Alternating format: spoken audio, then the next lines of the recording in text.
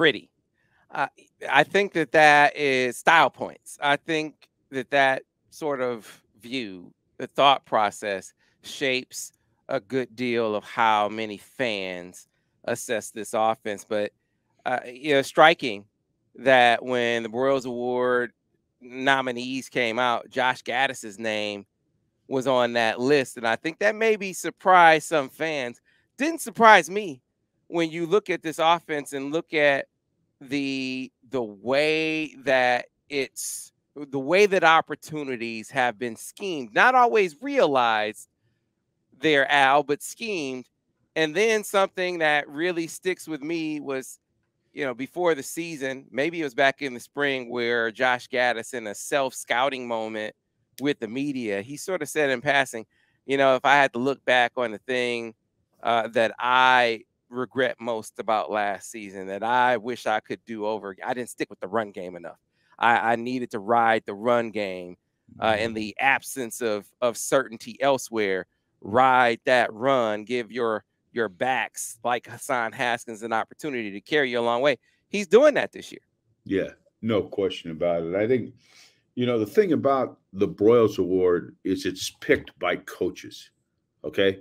People that are experts that understand. I was fortunate enough to be a finalist twice, and the guys who picked me were Bo Schembechler. That's where I met Bo, matter of fact.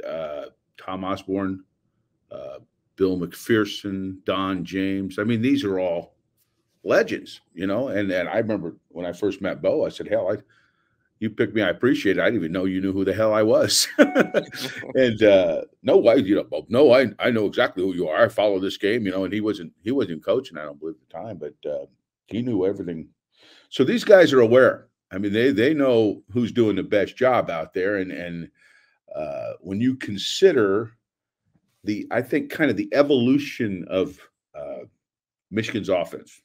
Michigan's offense, to me, has become more of a power team, a power offense, not necessarily power play, although they have those too, but more of a downhill power than a spread offense. And I think a good coordinator and a good play caller gears what he does to the skill set of the quarterback.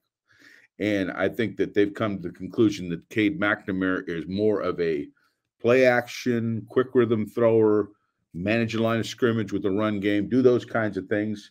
And they've made it work. So, say what you want. It's in this last game, when we'll talk a little bit more about when we kind of, as you play, broad brush it, he's doing what he has to do to get wins. And they're this far away from winning, being 10-0. Okay. So say what you want. Like I said before, there's a minuscule amount of Michigan fans that would have anticipated this much success this season. So hats off to him. And it's nice to know that the people who know picked him to be one of the finalists for the award, because it is indeed an honor. Yeah, man. So, Michigan, they run the football far better than they ran it last year, right? Mm-hmm. Do they run it? Have they run it as well as they wanted to in every game? No, but close to it, Al. And I think the thing that's so striking to me, let's just look at this game. They're very effective running the foot. This is one of those games where they're about as effective as you could have hoped they would be against a team of that caliber running the football.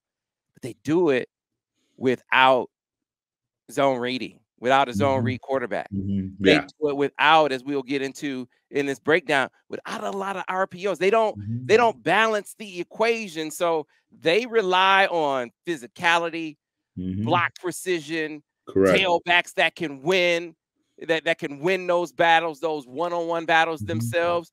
And I guess it makes me be more impressed with them being able to run the football as effectively as they've run it. Yeah, because that's exactly my point. Is they're not. Oh, they have zone reads, but they don't run them much. They have bluff runs, but they don't run them much. They have RPOs, but they don't run them much. In the past, they'd run them more, but there was more passes going up. This year, I think they've reined it in a little bit, tried to be a little less quarterback dependent. I think this game really bared that out the most, and played good defense, came downhill with the running game, and put less options in the quarterback's hand, which is, not in vogue. and not as exciting to watch, maybe. But from a production standpoint and from a record standpoint, it's been very effective, and it's complemented their defense. And I think that's where, when you consider they have turned the ball over very little, that's why they have, what, what are they, 9-1? I mean, that's the biggest reason. But there has been an evolution, and I think to a degree, a shift in thinking offensively. So let's close out on this note, Al. Sort of like we began. There's a lot of hand wringing over play calling amongst a contingent of the fan base, many of whom probably feel like, Broyles Award, really? Josh Gattis, Broyles Award? As I hear those critiques, and I don't want to act like I'm above the fray when in making critiques, because I've been offering this, asking questions about the J.J. McCarthy usage for much the same reason. How do you realize more of the offensive opportunities? How do you beat Ohio State? You said that's always the focus, right? What can they do to better their chances of beating Ohio State? Understanding that Cade McNamara as the starting quarterback gives you the best chance to do that. But what else can you do to accentuate that positive? That's the bag that I was pulling from with, hey, can you use JJ more in this way or that way? As I hear folks talk about play calling with much the same focus, I guess my feeling is that their gripe is less about down to down play calling and more about style, more Style about and design. approach. Yeah. Yeah, I mean, do you? And Right. so I'm curious what you think about that. Well, there's no doubt that's what's going on. You got to remember, and it didn't take me long to realize this early in my career as a coordinator. As the offensive coordinator, you are responsible for the entertainment of the fan base, because if your offense is boring, you're going to take a lot of hits. Even, you better win a lot of games if you want to have a chance to keep your job, because if your offense isn't prolific or fun to watch, you're always going to get criticized. That's just part of the job, and there's no way to get around that. You sign up for it, that's what you do. Michigan this year has, they had a tough year last year, and I think what they did, and I'm guessing, I don't know, I don't talk to any of their coaches, but they'd had to do a self-evaluation on what they felt gave them the best chance to win. Not to be exciting, Sam, not to be exciting, but to win.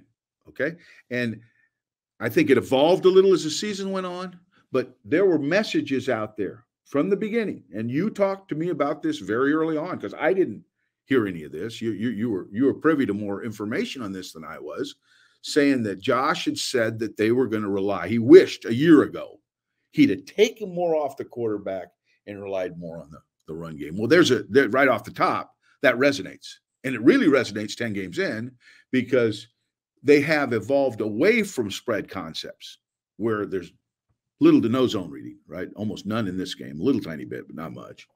Very few RPOs, and less quarterback dependent and more running the ball dependent. So I think, and that's been a winner for them. But that ain't going to excite the winner, the fan base that much. They're going to like the wins, but they're always going to critique the play calling because it's not prolific.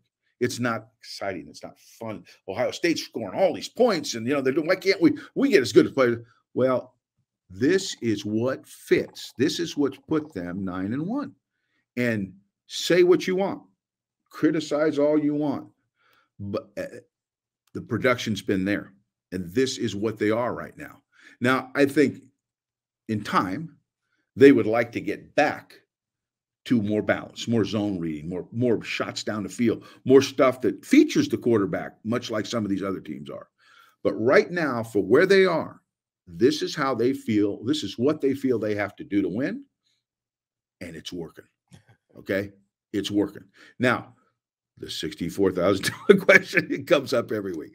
The $64,000 question, okay, is, well, will it beat Ohio State? Because that's the demon. That's the demon. The evil empire out there has got to go down, or everything you did will soon be forgotten. You got to beat Maryland first. I mean, we don't take anything for granted, but you better beat Maryland. I mean, you better beat Maryland, right? Right. Yeah, you better beat Maryland. And I think if they play solid like they've been, I think they will beat Maryland. But what remains to be seen is, will this approach score enough points to match the point production of Ohio State? Because they're going to score points. They're going to. You could have a good defense, they're going to score points. So we'll see. And we'll see if they shift gears a little bit for the Ohio State, understanding that maybe what they're doing won't be. Because I know my last year, we weren't running the ball well at all. Some years, you just don't. So we had to do some things out of the box, empty the drawer a little bit to try and put more points on the board so we could try and match their point total. And I wouldn't be surprised if you saw some of that. So we'll see.